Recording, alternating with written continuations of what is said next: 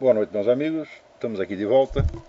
Como sempre, começamos invocando a Santíssima Virgem Maria, o Santo Padre Pio de Pietrelcina, para que roguem a Deus que nenhuma injustiça se cometa nesse programa. Eu queria, antes de tudo, agradecer os simpáticos votos que me enviaram pelo meu aniversário, 65 anos. São milhares, eu não pude responder a cada um, porque se eu responder 5 linhas a cada um, seriam 5.000 linhas. Isso é aproximadamente 250 páginas, né? Então eu vou destacar aqui alguns nomes: Graça Salgueiro, Nancy Galvão, Margarete C., Paulo Briguet, Bruno Garchagen, Felipe Ortiz, Érica Pinheiro, Luciana Mato, Henrique Lima e Padre Paulo Ricardo. Esses, entre outros muitos, eu não sei mais a quem eu respondi pessoalmente, a quem eu não respondi, mas olha, fica a todos a minha mais profunda gratidão. Então, olha aqui, a Ana Prudente em São Paulo está lançando uma campanha pela adoção do voto impresso, cédula de papel, tá certo? Que pode ser contada. E eu acho a coisa mais certa do mundo, e essa é uma precaução absolutamente indispensável, porque está mais que provado que essas maquininhas de votar são facilmente manipuláveis e são manipuladas de fato, tá certo? Então, mesmo aqui nos Estados Unidos, o pessoal, quando tem eleição aqui, o brasileiro se gaba: não, eles levam vários dias para contar os votos, nós em 10 minutos sabemos o resultado. Então, está se gabando de ser trouxa, quer dizer, nós somos enganados com mais velocidade do que o americano. Porque, veja, a fraude eleitoral aqui não falta, mas ela é mais difícil de cometer e muito mais fácil de controlar. Por quê? Porque em muitos lugares ainda tem a cédula de papel. Não é em todo lugar, mas em muitos ainda tem. Tá certo? Então, eu acho. Ana, essa campanha tem meu inteiro apoio. A coisa mais, se o meu apoio serve para alguma coisa, está aí dado. E vou insistir no assunto de vez em quando aqui no programa. Também, aqui, a Miriam Macedo publicou no blog dela um texto de 8 linhas, dizendo o seguinte: dizendo que com esse negócio de quota, isso aí vai criar uma desconfiança, uma suspeita em torno de profissionais negros. Porque você vai pensar: não, esse doutor aí, ele é da cota, então se o cara é um dentista, é médico, então você já vai ficar desconfiado. Quer dizer, antes não fazia menor diferença, podia ser preto, branco, amarelo, azul, né, verde com bolinhas, você não ligava, tá certo? O que interessava era a competência. Mas agora o sujeito já vem com o cartaz: sou da quota, né? Porra, isso aí desmoraliza qualquer um. Isso aí é verdade. A Miriam falou uma coisa, né, absolutamente inegável. Então, isso vai criar uma prevenção mesmo contra os profissionais negros. Prevenção que na maior parte dos casos será injusta, claro, tá certo? Mas que vai criar, vai, tá certo? Então, outra coisa, eu não entendo cota num país onde metade da população é de pretos e mulatos. Como é possível isso aí? A cota de metade? Né? Isso é absolutamente irrealizável. Então, se eu fixo uma cota de 20%, falo, bom, fixar a cota é injusto. Quer dizer, se existe uma diferença, por exemplo, nas profissões de alto nível, o número de brancos é bem maior do que o de negros. Claro que é assim. Então, isso é um resíduo histórico do fato de que, quando acabou a escravidão no Brasil, não havia emprego para a massa de ex-escravos. Simplesmente não havia. Você não pode esquecer que a libertação dos escravos foi no fim do século XIX. A industrialização no Brasil só começou na década de 30. Quer dizer, os caras tiveram 40 anos, tá certo, para procriar sem ter emprego, meu Deus do céu. Não tinha emprego, não tinha onde morar. Da onde você acha que foi a origem das favelas? Favela foi isso, né? Então, os caras não tinham lugar para isso na cidade, se ajeitaram lá no morro, tá certo? Então, 40 anos, olha, é muita gente que surgiu, tá certo? Então, a sociedade não tinha como absorver esta mão de obra. E só muito gradativamente, você sabe que a industrialização brasileira não foi essas maravilhas. Teve um impulso na década de 30, outro na década de 60, um pequeno, mais breve nos anos 70, mas é por solavanco. Não é uma coisa contínua. Tá certo? O país ainda está subindustrializado, se você for comparar com a população. Então, é claro que ficou, né, esta deformidade na sociedade brasileira. Essa deformidade não foi implantada por lei. Tá certo? Não foi ninguém que disse: olha, aqui nós só vamos dar emprego para branco. Não existem leis discriminatórias no Brasil. Mas tem uma discriminação econômico-social que é fruto da própria formação errada. Quer dizer, quem mandou ter escravos? Você sabe que o Brasil foi um dos países mais escravagistas do mundo. Para competir com o Brasil, só o pessoal do mundo islâmico. E esses foram os campeões de escravagismo. E curioso, eles mesmos fazem campanha contra o Ocidente, dizendo que o Ocidente é escravagista. Né? Então, nas últimas. Só que esse foi um assunto proibido durante muito tempo. Agora, nos últimos 20 anos tem surgido estudos cada vez mais impressionantes, onde você vê que o volume da escravidão islâmica foi muito maior do que no Ocidente. Inclusive, o volume de vítimas. Então, dizia que morria muita gente no transporte marítimo. Né? Morria 100 vezes mais gente no transporte a pé para os países islâmicos. Catava o cara sei lá, no Sudão para levar para a Meca. Né?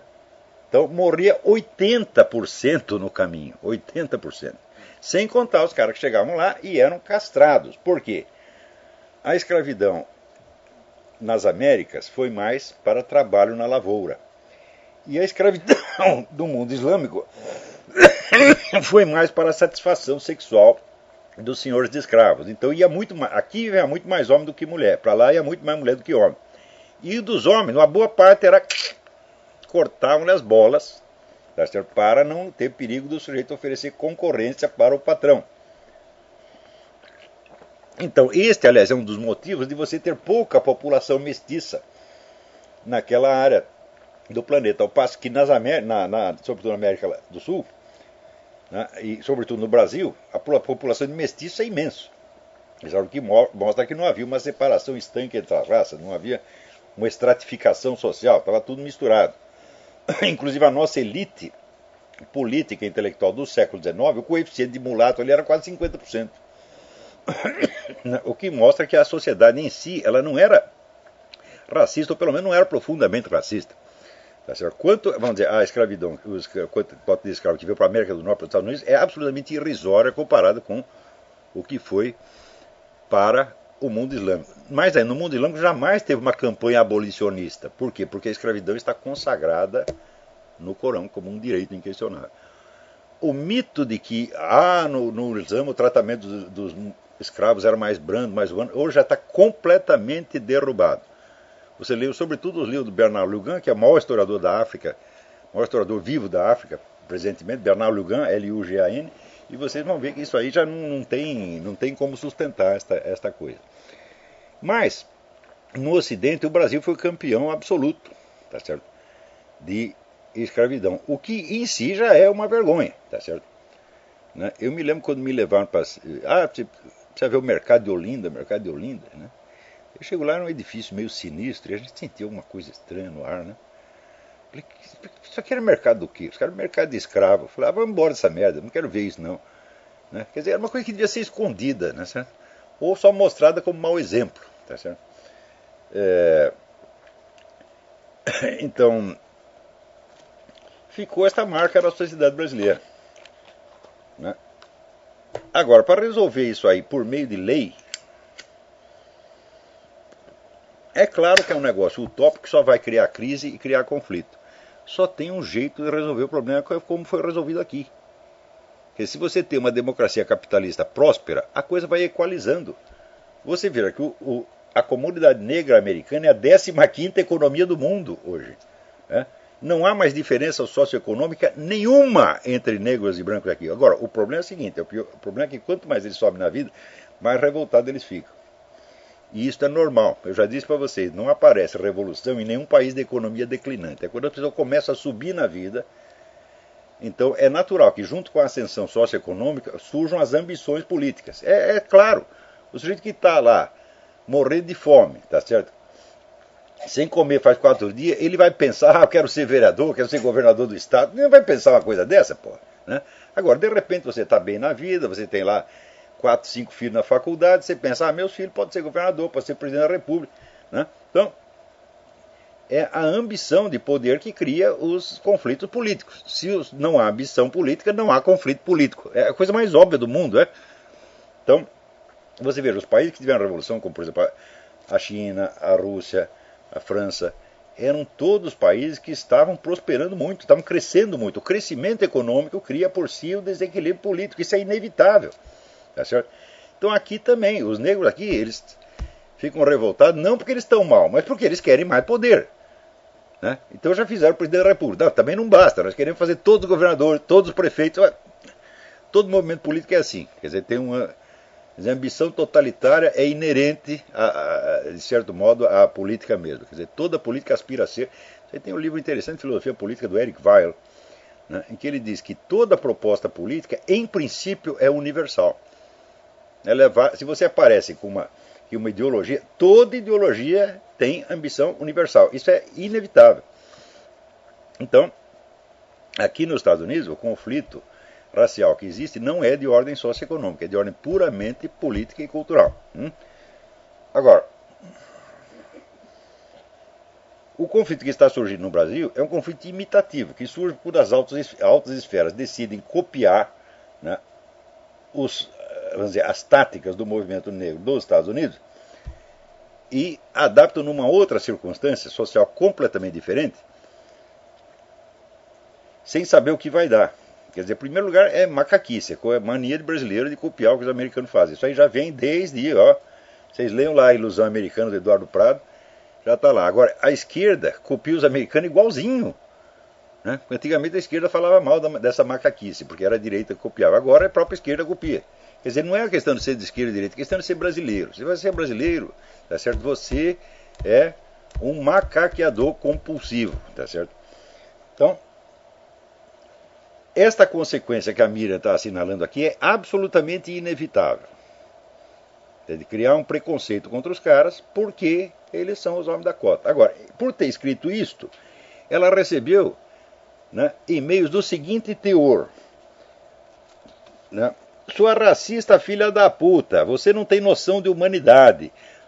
Né? Seu preconceito é vergonhoso. Se você não estiver com medo de sair de casa, é bom começar a ter. De ameaça explícita. E pior, como sempre acontece, né, o pessoal da onde parte essas coisas, eles mesmos tratam de processar a Miriam antes. Então ela perguntou o que eu fazia. Eu falei, processo os caras imediatamente. A melhor maneira de você não ser processado é processar antes, porra. Né? Então, é claro que tem que dar uma queixa disso aqui. Vai na delegacia de crimes de internet e pronto, dê a queixa. Né?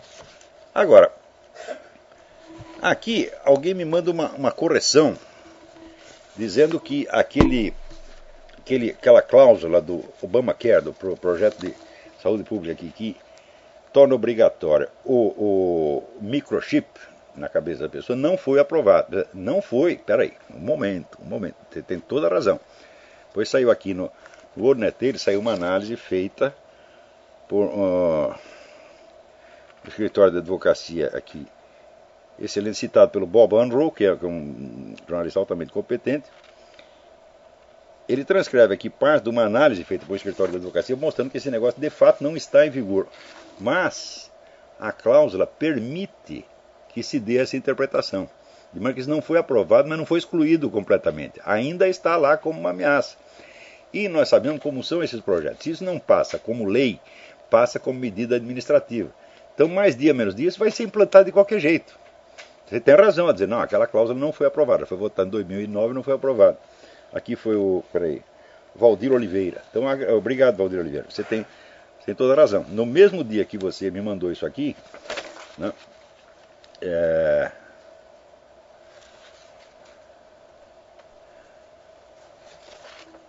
eu li aqui essa matéria do Bob Unruh, né? Microchips no Obamacare ainda não. Ainda não. Isso quer dizer que isso não está excluído de maneira alguma. Então, vocês viram, essa semana descobriram nossos camaradas que iam explodir a ponte em Cleveland, Ohio. Né? E são 3 caras, 2 participaram de manifestações do Occupy Wall Street e um é membro do Occupy Wall Street. Mas imediatamente toda a mídia, né, se preocupou em dizer, não, isso não tem nada a ver com o Occupy Wall Street. É incrível, porque quando é para inculpar a direita, mesmo uma relação hipotética, remotíssima, imaginária, analógica, serve para dizer, como no caso do sujeito de Oslo, tá certo? Não, isso é culpa da direita. Ou a mulher que atirou na senadora democrata, né? Isso é que era culpa da Sarah Palin, porque ela tinha usado a palavra alvo com relação àquela cidade. Quer dizer, alvo da campanha, etc. Não, isso é uma insinuação subliminar. Então a culpa passa a ser da Sarah Palin. Agora, no caso, quando o sujeito é membro e militante da organização, a organização não tem culpa nenhuma. É um negócio, é uma diferença de tratamento absolutamente brutal e sistemática. Tanto que as pessoas se acostumam com isso, né? Também na mesma semana, aqui o Obama nomeou, né, aqui os funcionários que são investidos de poder federal para certa área são chamados de czares, né? Então ela nomeou para o Departamento de Prevenção de Atrocidades, né, uma senhora que é assim, marxista ex-professo, tá certo? E fanática anti-Israel. Então você já sabe o que vai dar aí. Agora, curioso, na mesma semana, o pessoal solta uma estatística dizendo o seguinte: o número de votantes pró-Obama entre os judeus diminuiu. Oh, que maravilha! Diminuiu de 75% para 61%. Ou seja, ainda tem 61% de idiota na comunidade judaica americana. Os caras não aprendem. Quer dizer, o sujeito está dizendo aqui, olha, bota lá a mulher fanática anti-Israel para policiar atrocidades. Então você sabe que daqui por dentro os únicos autores de atrocidades serão vocês. Ou seja, é tal negócio. É no seu cu, meu filho. Né? Então, como é possível que os caras insistam em votar nesse sujeito? Eu não entendo isso, né? Pode ser, vamos dizer, que toda a comunidade perseguida, você vê, Portugal, por exemplo, Portugal teve, durante 8 séculos foi disputada entre os cristãos e os muçulmanos. Então uma semana era o cristão que governava, na outra semana era o muçulmano. Então o português acostumou, como dizer, a votar dos dois lados, tá entendendo? E acho que o judeu aconteceu a mesma coisa. Fala, nós somos pequenininhos, nós estamos aqui no meio dos leões e tal, né? Então o que a gente faz? Bom, tem 2 filhos, você põe um na direita e põe outro na esquerda, para prevenir, tá certo? Só que isso aí é falsa esperteza, meu filho. Isso aí, a longo prazo, não funciona. Não se trata de ser de esquerda e de direita. Você tem que ser contra quem é contra você. Se o cara é contra Israel, não interessa se ele é comunista, nazista, direitista, conservador, cristão, diabo. Se ele é contra você, você tem que ser contra ele. Precisa ser muito inteligente para entender uma coisa dessa. Então,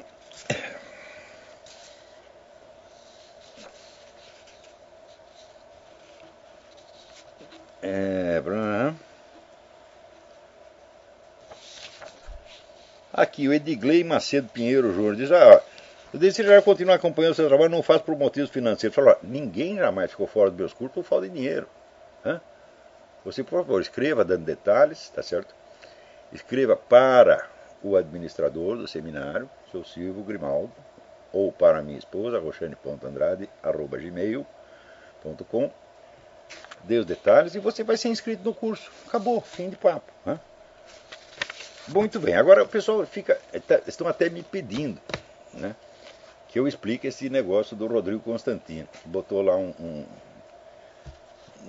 um vídeo no YouTube, né, me acusando de tudo que existe. Né? Então, olha, eu tomei umas notas aqui que eu vou publicar no Mídia Sem Máscara mais tarde, quando eu terminar ainda de escrever e tal, mas eu vou ler uns pedaços para vocês aqui, porque o negócio é muito interessante, muito mais interessante do que eu mesmo poderia imaginar à primeira vista. Né? Então, o artigo chama-se Demolindo Otávio de Ramalho. O Sr. Rodrigo Constantino, que estreou no Teatro do Mundo, invadindo comunidades no Orkut, especialmente as minhas, para ali meter à força mensagens em apoio dele mesmo, assinadas com nomes imaginários, talvez você se lembre desse episódio, 2007, diz que ao mencioná-lo en passant nos meus programas de rádio, estou mendigando a sua atenção. 2 dias depois de colocar essa declaração no YouTube, ela tinha 250 visitantes. Bastou aparecerem 2 artigos contra ela no Mídia Sem Máscara e horas depois as visitações tinham subido para 3.763. Já deve estar nos 5.000, 6.000, sei lá o quê. Quem escreve uma coluna intitulada Mundo às Avessas é o Dr. Emir Sader, mas em matéria de inversão, o seu Constantino não fica atrás. No universo dele, foi a formiguinha que mandou o elefante baixar as calcinhas. Algumas das inversões em que ele incorre, no entanto, são menos cômicas do que alarmantes. Ele assegura que descer das suas altas cogitações para prestar atenção ao que digo é um desperdício dos seus talentos, ao qual ele só se entrega de má vontade por brevíssimos instantes, quando forçado a isso pela minha mórbida insistência. mas, ao mesmo tempo, informa estar escrevendo um romance que tem entre seus personagens a minha pessoa. Aparecendo ali sob o nome de Otávio de Ramalho, sou um religioso hipócrita, um falso profeta que se dá muito mal e acaba sendo socorrido por outro personagem, encarnação, é claro, do próprio Sr. Constantino. A confissão apareceu numa conversa entre o Sr. Constantino e o seu leitor Eduardo Ribeiro, aliás, é meu leitor também, no Facebook no dia 26 de abril. Eduardo Ribeiro, existe alguma possibilidade de reconciliação entre vocês, quer dizer, Rodrigo Constantino e eu? Resposta ao Rodrigo, só na ficção. Devo lançar meu livro novo, um primeiro romance, onde há um personagem religioso chamado Otávio de Ramalho. Ele quebra a cara, é claro, mas o personagem principal estende a mão para ele. Conjecturar motivações neuróticas e inconscientes na conduta alheia é algo que se deve evitar o quanto possível, só recorrendo a tão extremo expediente quando a conduta em questão é demasiado incongruente para poder ser explicada por qualquer intuito racional. É precisamente esse o caso. Como é possível alguém deixar sua imaginação ser tão vivamente afetada, seu mundo interior ser tão vastamente ocupado por outro indivíduo, ao ponto de querer exorcizá-lo mediante uma criação literária, e ao mesmo tempo, em público, fazer de conta que jamais pensa nesse indivíduo, que o considera insignificante demais para merecer um minuto de atenção? Quer dizer, o senhor está lá, escrevendo um romance, elaborando, pensando no personagem, etc, etc, e em público diz que jamais pensa. Eu digo, como é que é isso, né? A intensidade da experiência interior contrasta aí de tal modo com a afetação pública de indiferença que é impossível deixar de enxergar nessa conduta o sinal de um conflito pessoal muitíssimo mal camuflado. Uma breve análise mostrará a complexidade do problema. Que alguém aspire a provar a sua superioridade moral, imaginando o adversário em desgraça e colocando a si próprio no papel da mão generosa que ao mesmo tempo o socorre e humilha, já é uma fantasia pueril de onipotência que uma pessoa normal só vivenciaria, se chegasse a tanto, por um breve momento, desvencilhando-se dela em seguida com um sorriso de autoironia e esquecendo-a para sempre. Se, porém, a fantasia se torna tão recorrente e obsessiva que já não se satisfaz em expressar-se no recinto modesto da fantasia privada, mas tem de exteriorizar-se em criação romanesca, então é óbvio que se trata de um sistema neurótico inquietante, um mecanismo imaginário de compensação de um insuportável sentimento de inferioridade, tão insuportável que tem de ser camuflado em público mediante a ostentação forçada de indiferença, por sua vez desmascarada logo em seguida pela confissão da fantasia literária. É um fato amplamente reconhecido na psicologia da criação literária que os escritores de ficção tomam como material de base os fantasmas que povoam as suas obsessões interiores. Com toda a evidência, ocupam um lugar considerável no espaço interior do Sr. Constantino, senão como poderia fazer de mim um personagem de romance. Lugar considerável no espaço interior do Sr. Constantino, certamente maior do que concedo a ele, e talvez até a mim mesmo, no meu. Escrevendo, ele busca domar o fantasma, primeiro levando-o à derrota e ao fracasso, depois montando a cena triunfal em que Constantino, o magnânimo, estende a mão de ateu generoso ao hipócrita desmoralizado. No entanto, o esforço mesmo de elaborar literariamente o personagem leva-o a pensar nele mais e mais, agravando em vez de aplacar a obsessão. Nessas condições, a menor provocação, isto é, ser citado de passagem num dos meus programas de rádio como autor de um contrassenso lógico, bastou para levar o Sr. Constantino a uma explosão de fúria, muito mal disfarçada, na qual veio a lançar sobre o adversário as acusações mais toscas e fantasiosas. Já vou explicar daqui a pouco. Como a explosão, no entanto, arriscava perigosamente revelar em público a obsessão originária que ele desejaria ocultar, ele precisou recobri-la de uma segunda camuflagem, ainda mais postiça, afetando indiferença superior a um objeto de ódio no qual não consegue parar de pensar. Já vi muita gente ostentar ou fingir recusa de atenção, para se fazer de importante e rebaixar o interlocutor à condição de pedinte. O que é mais raro, e que já sai da esfera da pura hipocrisia para entrar no terreno da simulação neurótica, é alguém usar esse truque e ao mesmo tempo dar com a língua nos dentes, revelando que o tipinho alegadamente indigno da sua atenção lhe remexe os sentimentos e assombra a imaginação ao ponto de fazê-lo perder o equilíbrio. Desde que apareci no cenário da sua existência, a vida interior do Sr. Constantino tornou-se um jogo de esconde-esconde com ele mesmo, caracterizando sem a menor possibilidade de dúvida aquele tipo de drama neurótico que, se não for desmascarado logo, arrisca transformar-se em fantasia psicótica. Se o Sr. Constantino já transpôs ou não essa fronteira perigosa, é uma pergunta que, tendo em vista o caráter fantástico e alucinatório das acusações que ele me lança no seu vídeo do YouTube, não posso deixar de fazer.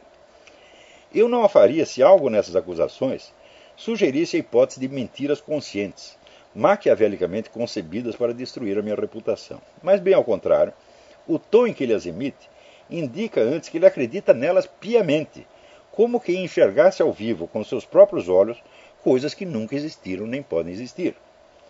Com toda a evidência, o Olavo de Carvalho, que povoa as fantasias íntimas do Sr. Constantino, tem pouco a ver com o personagem de carne e osso que tantos conhecem, seja pessoalmente, seja através de seus escritos e aulas. Cada palavra do Sr. Constantino, no vídeo que ele colocou no YouTube, mostra que ele praticamente nada sabe do que o Olavo de Carvalho pensa, escreve e é. Nem jamais procurou investigar nada a respeito. O alvo sobre o qual ele despeja a sua ira é de alto a baixo um personagem imaginário, uma criação de fantasia. Alguns exemplos bastarão para demonstrá-lo acima de qualquer possibilidade de dúvida. Primeiro, Foro de São Paulo. Segundo o Sr. Constantino, criei em torno do Foro de São Paulo toda uma teoria da conspiração, na qual amplio imaginariamente os poderes dessa entidade, ao ponto de descrevê-la como um grupo secreto de meia dúzia de pessoas onipotentes que, a portas fechadas, decidem os destinos da nova ordem mundial.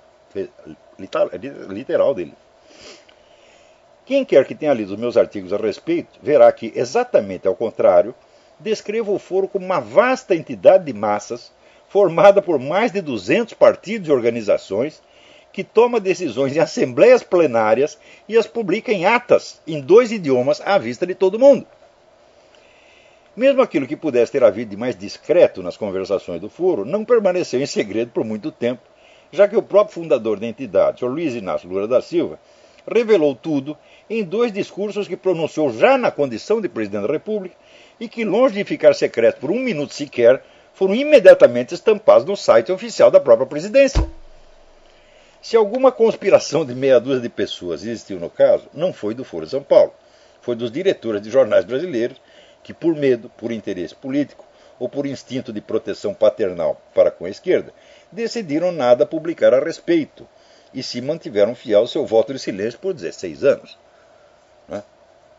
Então, é claro, às vezes essas coisas se superpõem. Existe o Foro de São Paulo já está dominando 12 países da América Latina, etc. Por outro lado, ninguém da mídia fala nada a respeito. Tá certo? Então, a gente denuncia os 2 fatos ao mesmo tempo, mas a imaginação de alguns imbecis superpõe uma coisa à outra. Tá certo? Então ele supõe, não, ou ele está vendo o Foro de São Paulo como uma conspiração, mas falando, como se é uma organização de massas? É? Como se publica as atas? E eu mesmo reproduzi as atas no Mídia Sem Máscara. É? Quer dizer, você já viu assim, conspiração secreta publicar atas? Não tem o menor sentido.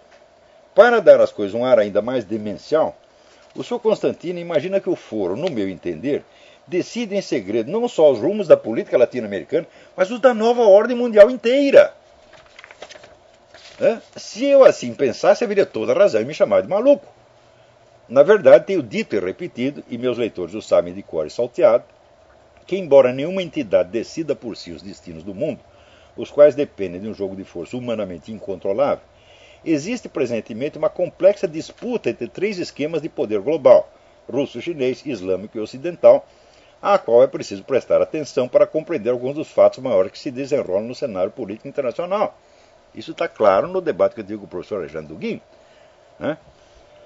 O Foro de São Paulo não é nem mesmo visível nessa escala. Veja lá se no debate com o Duguin eu estou dizendo o Foro de São Paulo faz parte da... é o dono da nova ordem mundial. Eu falo, não é possível uma coisa dessa. Né? É um reflexo longínquo, numa área limitada do terceiro mundo, de processos globais que provavelmente seus líderes e participantes das suas assembleias não chegam nem mesmo a compreender. Né? Quer dizer, você acha que tem alguém no Foro de São Paulo que entende tudo aquilo que eu expliquei lá no debate com o Duguin, que estão entendendo tudo? Eles nem sequer entendem. Como é que eles podem decidir os destinos da nova ordem mundial? Aonde que o Rodrigo Constantino me viu dizer isso? Quer dizer, ele inventou isso aí. Quer dizer, qualquer pessoa que tenha lido, não precisa ler todos, mas que tenha lido um número suficiente dos meus artigos a respeito, sabe que eu não disse nada disso, que eu disse o contrário disso. Então, de onde o Constantino tirou? Da imaginação dele, evidentemente. O mundo conduzido por onipotentes conspiradores secretos fechados numa sala do Foro de São Paulo é de cabo a rabo uma criação do próprio Sr. Constantino, ou mais precisamente, de Otávio de Ramalho, que seu criador, após tê-lo inventado, já não consegue mais distinguir da pessoa real que ele diz ter lhe servido de inspiração remota. Segundo, o Sr. Constantino afirma com inflamada convicção que defende a implantação de um governo teocrático. Ele não pode citar uma única frase minha que comprova ou mesmo sugira de longe minha adesão a essa proposta esdrúxula. Ele poderia, ao contrário, se desejar saber o que penso, encontrar várias passagens minhas que apontam a centralização do poder papal, iniciado na Idade Média e consumado no início da modernidade, como uma das causas da decadência da Igreja Católica. O Sr. Constantino não enxerga nenhuma contradição entre fazer de mim um apóstolo do governo teocrático e, ao mesmo tempo, um saudosista da Idade Média. Isso não constitui loucura, apenas ignorância, mas a ignorância da realidade é um componente essencial de qualquer interpretação alucinatória dos fatos. Se algo louvei algum dia na sociedade medieval, foi justamente a diversidade, a pluralidade de poderes independentes que, na ordem feudal, asseguravam, ao menos regionalmente, uma grande independência entre os poderes centrais, o papado e as monarquias. Ora, como qualquer estudante de história tem a obrigação de saber, e como já expliquei 1000 vezes nos meus cursos, foi justamente a tentativa insana de instalar na Europa um governo teocrático a partir do século XI que desmantelou o sistema feudal e abriu caminho para o advento dos governos absolutistas, cada um deles a seu modo com pretensões de representar a autoridade da religião. Processo que eu descrevi no Jardim das Aflições. O Constantino disse que leu, mas é mentira, ele não leu. Se ele leu, ele saberia disso. Ora, se eu se eu aprecio algo na Idade Média, na sociedade medieval, não na cultura, é claro que aprecio, mas se em algo a sociedade medieval mereceu meus louvores, foi justamente no fato de não ser um governo teocrático. Porque quando tentaram implantar um governo teocrático, centralizando tudo na mão do Papa, desmantelou os fundamentos da ordem feudal e criou a possibilidade dos governos centralizadores, que é justamente o que eu estou combatendo ali no Jardim das Aflições. Então, o cara ele fala assim, Idade Média, governo teocrático. Fala, o quê? É exatamente o contrário, meu filho. O advento do governo teocrático foi o que liquidou com o sistema medieval.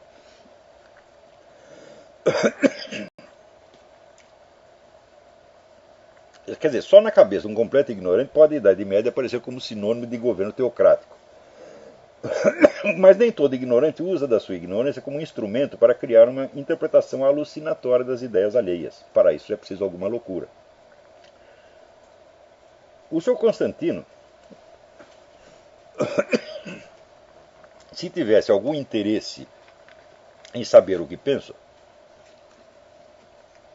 em vez de inventá-lo à imagem e semelhança de Otávio de Ramalho, poderia ter encontrado também este parágrafo que publiquei em 1998 no artigo Fórmula da minha composição ideológica. Aspas.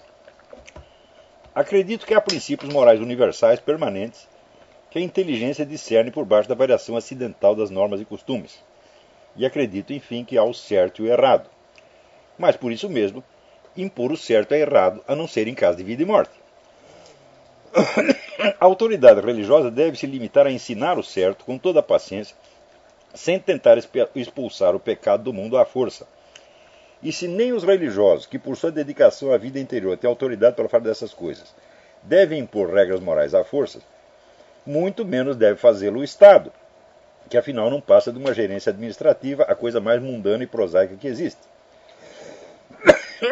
As leis devem fundar-se em considerações práticas de ordem, segurança e interesse coletivo, e jamais em motivos pretensamente elevados de ética, que terminam por fazer da burocracia estatal um novo clero e do Código Penal um novo decálogo. Pode haver uma declaração mais clara de oposição, de ojeriza a toda concepção teocrática? Claro que não. Pergunto eu que regime teocrático seria concebível sem o poder estatal de ditar normas morais. O curso inteiro de ética... Aqui estou dando documentação. Quando digo que uma norma moral só deve ser imposta pelo Estado em caso de vida ou morte, é evidente que a proibição do aborto se inclui nessa categoria. Na imaginação do Sr. Constantino, isso basta para fazer de mim um adepto do Estado teocrático. Mas nesse caso, será preciso admitir que o Estado brasileiro, tal como definido na Constituição de 1988 e nas anteriores, já é teocrático, pois ele proíbe o aborto como um crime contra a vida humana. Talvez o senhor Otávio de Ramalho seja realmente um teocrata. Não sei, porque não o conheço. Mas a hipótese de que eu também o seja é tão despropositada, tão estranha e hostil a tudo que escrevi e ensinei, que só pode ter sido calcada no modelo dele, não em algo que eu tenha jamais dito ou pensado. 3. O senhor Constantino, espumando de indignação, acusa-me de ser um desses pseudo-gurus da nova era, um chefe de seita, rodeado de discípulos fanatizados e servis que me oferecem, além da obediência canina, toda a sorte de louvores e rapapés. Ora, esses que oferecem, né, louvores e rapapés, tem aí o Roberto Campos, o Meira Pena, o Herberto Salles, o Josué Montelo, né? Quer dizer, era toda a elite cultural brasileira, são todos uns teleguiados, né? Evidentemente. Tempos atrás, como o projeto de escrever com o projeto de escrever um livro que jamais terminei, mas de cujos rascunhos utilizei uma parte em O Jardim das Aflições, estudei bastante o fenômeno das seitas, Rajneesh, Moon, Love Family e similares, para ter uma ideia de como funciona e de como conseguem reduzir pessoas normais e saudáveis ao estado de apatetada passividade mental e veneração idolátrica do mestre, que o Sr. Constantino atribui aos meus alunos. Mais recentemente estudei o caso do Legionário de Cristo. No esforço de coletar material, tornei-me até mesmo membro da International Cultic Studies Association, ICSA, a maior instituição científica destinada ao estudo do fenômeno das seitas. Não sou, pois, um principiante na matéria. Em absolutamente todos os casos estudados na bibliografia a respeito, sem qualquer exceção, a técnica empregada pelos líderes de seitas para produzir nos seus discípulos o estado mórbido acima aludido inclui os seguintes itens. 1. Os discípulos são fisicamente separados de seus ambientes familiares e sociais de origem e levados a morar em instalações especiais, como ashrams ou monastérios, onde convivem tão somente com o guru, seus auxiliares e outros membros da seita. 2. Nesses locais de residência são sistematicamente desprovidos de toda privacidade e forçados a viver num ambiente de promiscuidade psicológica, às vezes também física, que destrói neles todo o senso de autonomia individual. 3. São submetidos à prática constante e repetida de complexos rituais coletivos e exercícios psicológicos que afetam sua imaginação e suas emoções para além de tudo quanto possam compreender racionalmente. 4. São levados a sentir-se comprometidos para com o grupo e o chefe por meios de juramentos de fidelidade e de segredo, bem como submetidos a humilhantes rituais de acusação e autocrítica em caso de desobediência. Em muitos casos, mas não em todos, o impacto desse conjunto de técnicas é reforçado por medidas especiais, como privação alimentar e dietas debilitantes, ingestão de drogas, sexo grupal, etc. Bom, nos meus cursos não tenho contato nenhum com os meus alunos, exceto em aulas expositivas que profiro aos sábados por internet. A maior parte deles nunca vi em pessoa e não tenho sequer um arquivo com as fotos dos estudantes matriculados. Não tenho um corpo de auxiliares para fiscalizar a conduta dos alunos que continuam vivendo em seus ambientes sociais longe de qualquer possibilidade ou pretensão minha de controlá-los ou fiscalizá-los. Não praticamos rituais nem exercícios psicológicos de espécie alguma. Como posso então exercer sobre eles o tipo de domínio que caracteriza um chefe de seita? Ou eu inventei algum tipo de técnica mágica que me permite controlar à distância, por meio de simples conferências semanais, a conduta de pessoas que nunca vi nem sei quem são, ou então o Sr. Constantino que está vendo coisas.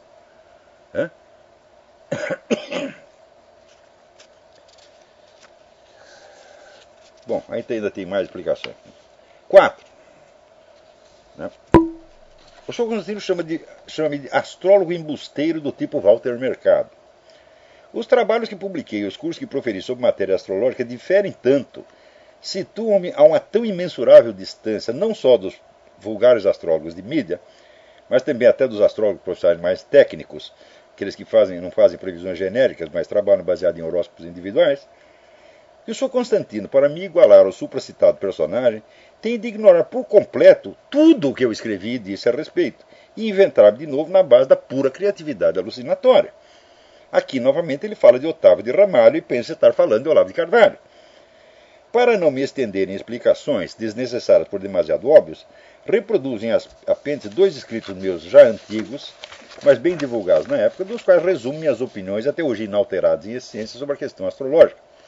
Isso vai sair no Mídia Sem Máscara. Então você vê o tipo de trabalho que eu desenvolvi a respeito, né, não tem nada, nem mesmo a ver com o astrólogo praticante, esse que lê horóscopo, né, que calcula e lê horóscopo, quanto mais com o astrólogo de mídia tipo Walter Mercado, que é uma coisa tão distante, tão absolutamente diferente, que só produto por imaginação.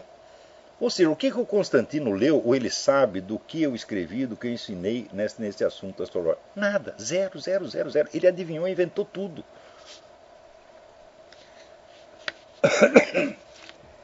Né? 5. O senhor Constantino diz que a direita no Brasil está mal por causa de pessoas como eu. Vejamos se isso é possível, se é mesmo concebível como hipótese. No Brasil só há 2 partidos de direita, o DEM e o PP. Algum deles segue a minha orientação, ouve os meus conselhos, presta ao menos alguma atenção ao que digo? Não.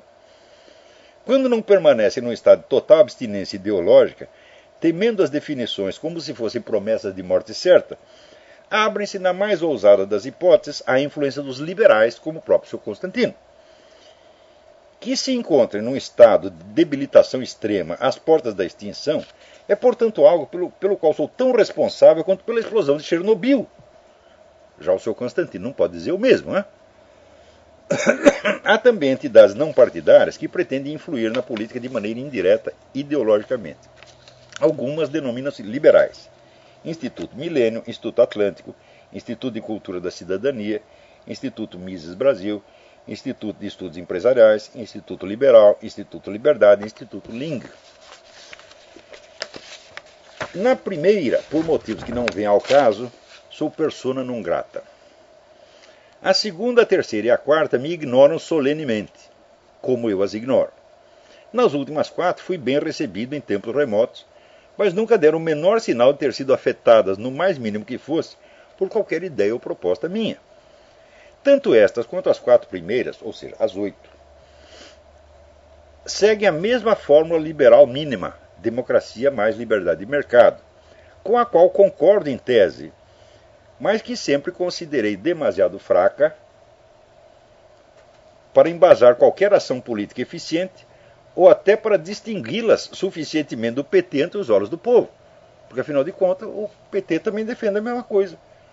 O PT não defende democracia? Defende. Não defende liberdade de mercado? Defende. Claro que eles dão uma interpretação diferente, mas a linguagem é a mesma.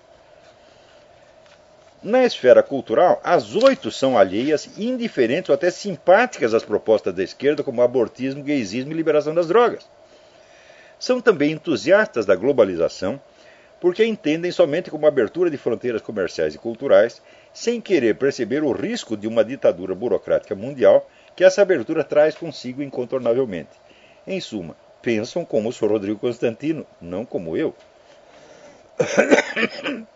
Dentre essas entidades, a mais poderosa e influente é, por ironia, aquela na qual o Sr. Constantino exerce um cargo e é ouvido, não digo com admiração, mas ao menos com aquela ternura paternal de quem espera, cruzando os dedos, que um dia ele venha a ser alguma coisa.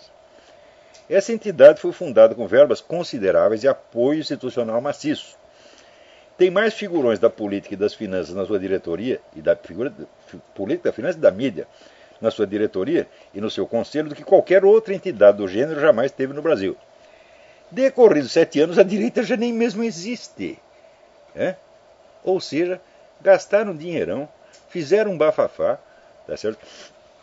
Fizeram um pool de prestígio e disse, vamos renovar a direita. O que aconteceu? Nada. Acabou tudo. E enquanto os partidos pertencentes ao Foro de São Paulo dominam tranquilamente o espaço em volta, ali ainda parece predominar a opinião do Sr. Constantino, de que falar do Foro de São Paulo é teoria da conspiração. Que perigo pode representar para a esquerda uma assembleia de socialites que, ciosos das boas aparências, da sua imagem de pessoas polidas, elegantes e equilibradas, têm medo até de dizer o nome do inimigo? Não espanta que na grande mídia esquerdista, essa instituição e o próprio Sr. Constantino sejam aceitos como representantes típicos da direita respeitável. Eu não sou respeitável, eles é que são. O pior é que eles próprios leem isso e lisonjeados acreditam.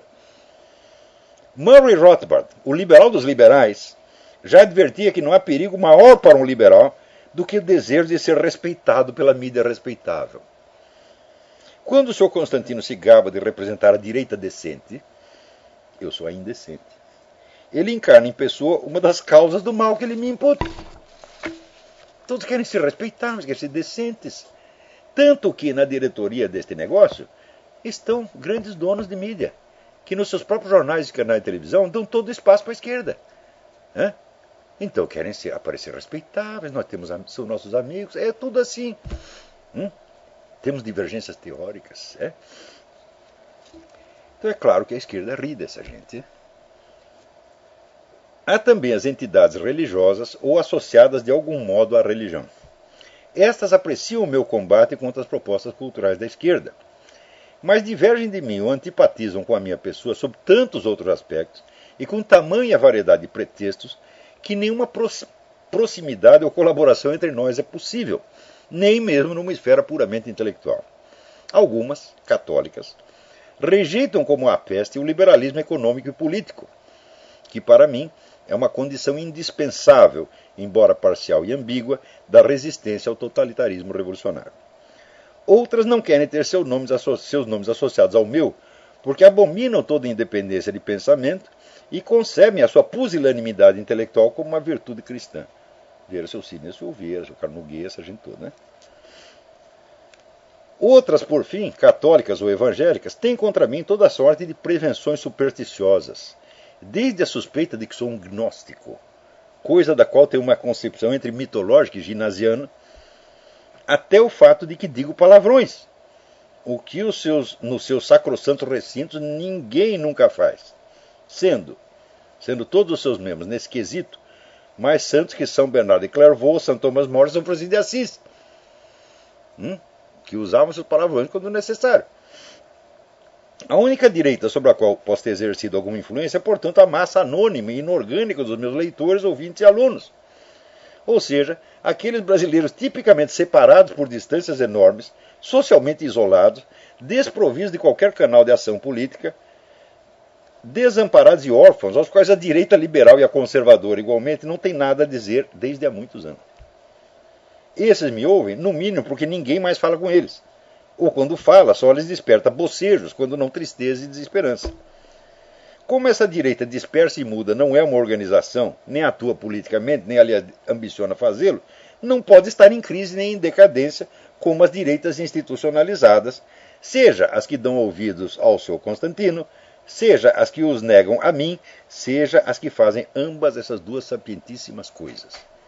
Então, da onde o seu Constantino tirou que é por minha causa que as instituições de direito, que as organizações de direito estão caindo pelas tabelas? De onde que ele tirou isto?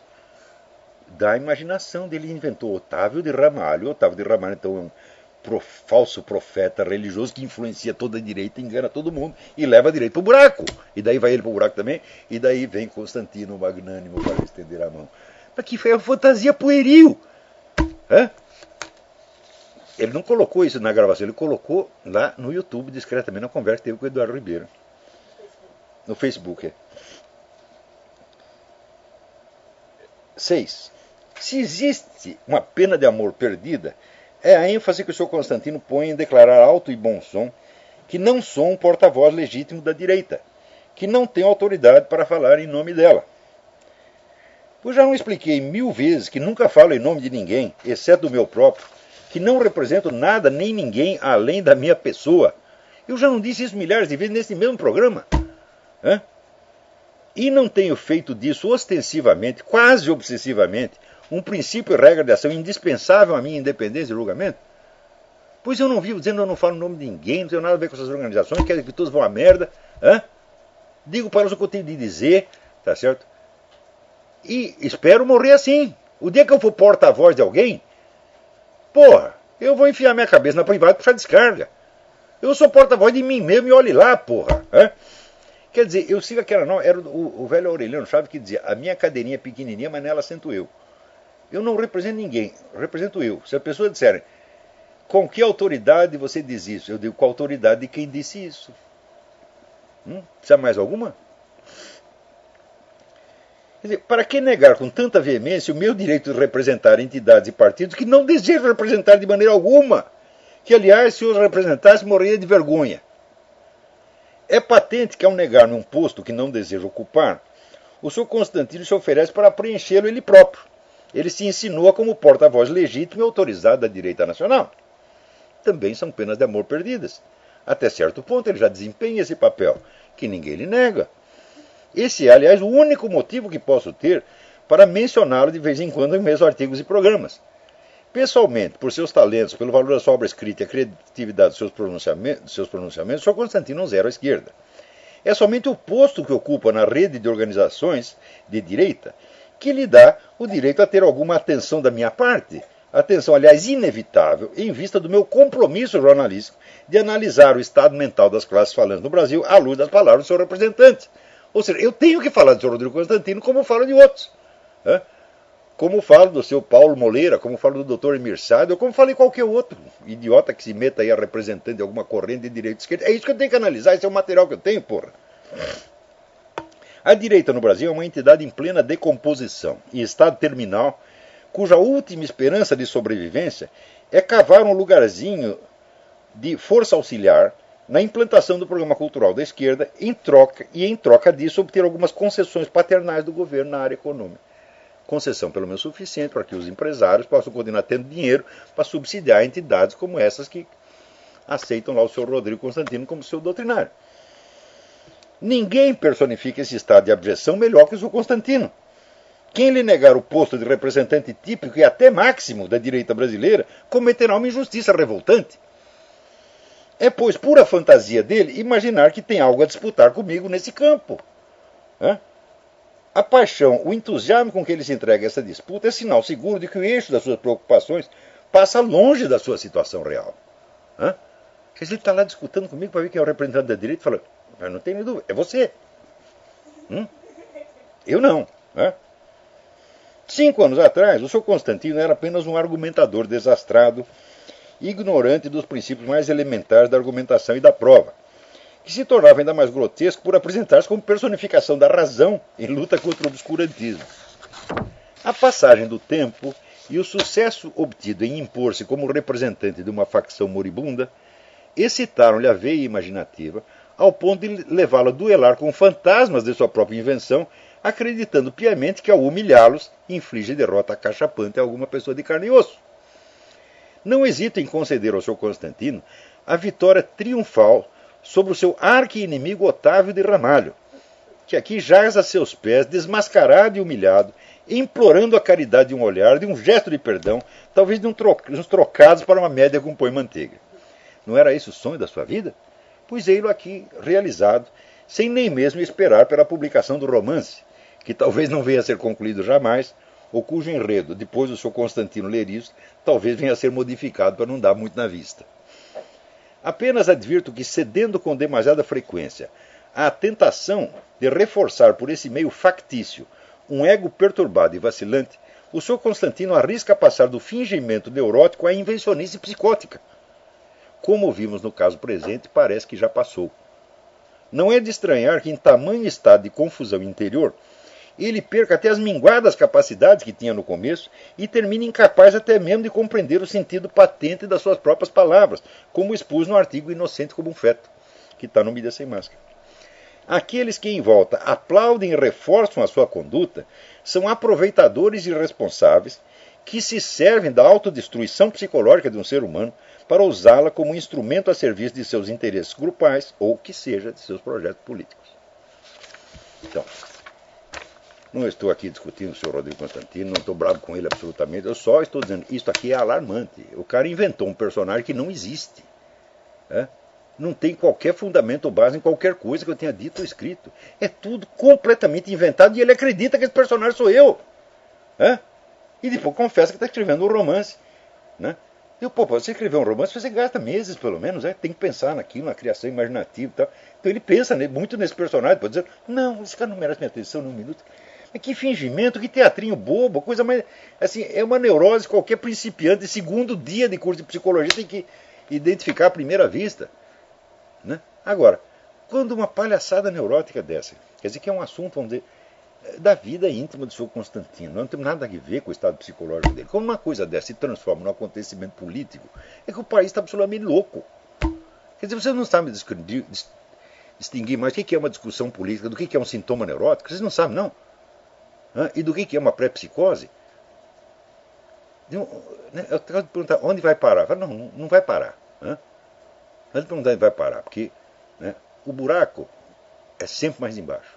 E não há nada que esteja tão ruim que não possa piorar. Então, até a semana que vem. Muito obrigado.